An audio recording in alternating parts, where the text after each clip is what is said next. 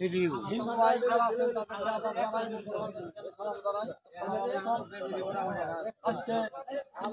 আমরা অত্যন্ত গর্বিত মাননীয় প্রধানমন্ত্রীর কাছে, আজকে আমাদের গ্রাম পুলিশকে উনি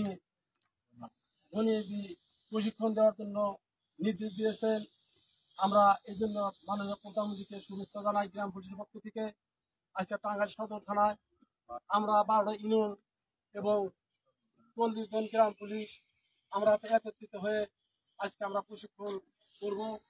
তাই আশা করি আমরা এই মাননীয় প্রধানমন্ত্রীকে আন্তরিকভাবে শুভেচ্ছা জানাই 47 গ্রাম পুলিশের পক্ষ থেকে, 47,000 গ্রাম পুলিশের পক্ষ থেকে। আমরা আশা করি আমরা যাতে সুস্থভাবে এই প্রশিক্ষণ আমরা দিয়ে যেতে পারি।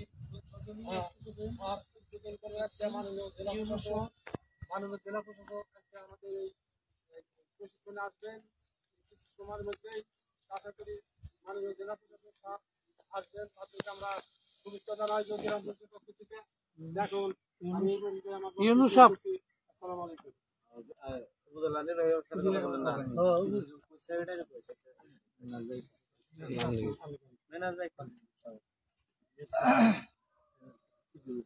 আমরা যারা মুসলমান আছি তাদের আসসালামু আলাইকুম, আর যারা হিন্দু আছেন তাদের আদাব।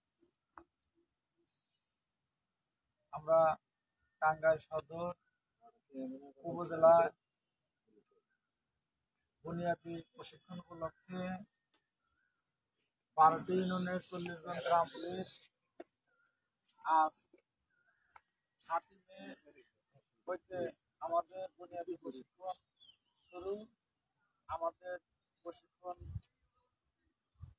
প্রধান অতিথি মাননীয় জেলা প্রশাসক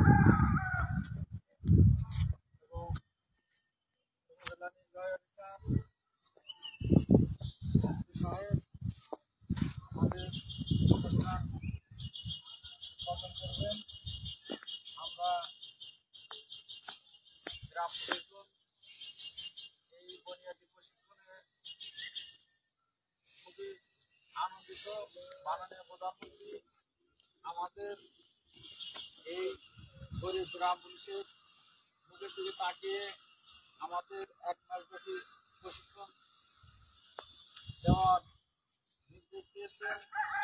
আমরা এই প্রশিক্ষণের মাধ্যমে যাতে স্থানীয় সরকার ইউনিয়ন পরিষদের কার্যক্রম সুন্দর সুষ্ঠুভাবে করতে পারি এবং কি বাংলাদেশের সকল আইন শৃঙ্খলা ও কার্যক্রম সঠিকভাবে করতে পারি, সেই বিষয়ে আমাদের পক্ষে এই বুনিয়াদী প্রশিক্ষণ উপকারিতা হবে বলে আমরা আশা করি।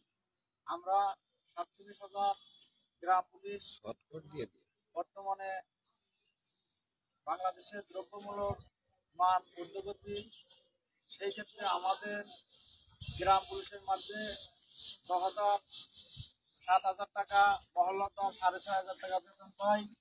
তাতে আমাদের স্ত্রী সন্তানদের নিয়ে দিন যাপন করা খুবই কঠিন এবং কি লেখাপড়া করা আমাদের পক্ষে ছেলে মেয়েদের লেখাপড়া করা খুবই কষ্টকরদায়ক।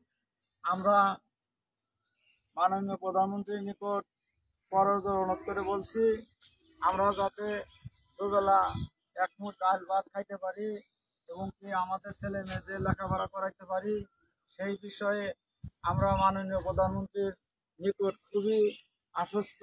এবং বর্তমানে আমাদের চলা খুবই কষ্ট।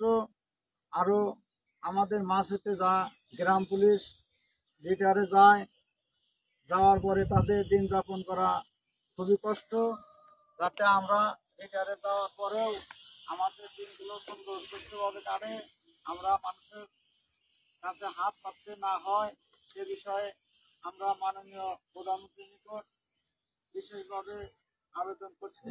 আমাদের সুন্দর জীবনযাপনের উপলক্ষে এই বলে আমার বক্তব্য শেষ করছি। জয় বাংলা, জয় বঙ্গবন্ধু। ধন্যবাদ, সবাই ভালো থাকবেন। আমরা সরাসরি আজকে 7 মে আমরা একটা লাইভ নিয়ে আসছি টাঙ্গাইল সদর উপজেলা তে আমাদের লাইভটা সবার যদি ভালো লাগে লাইভ শেয়ার করে দিয়েন। আর আমাদের জন্য এই প্রশিক্ষণের জন্য সবাই দোয়া করবেন। আসসালামু আলাইকুম।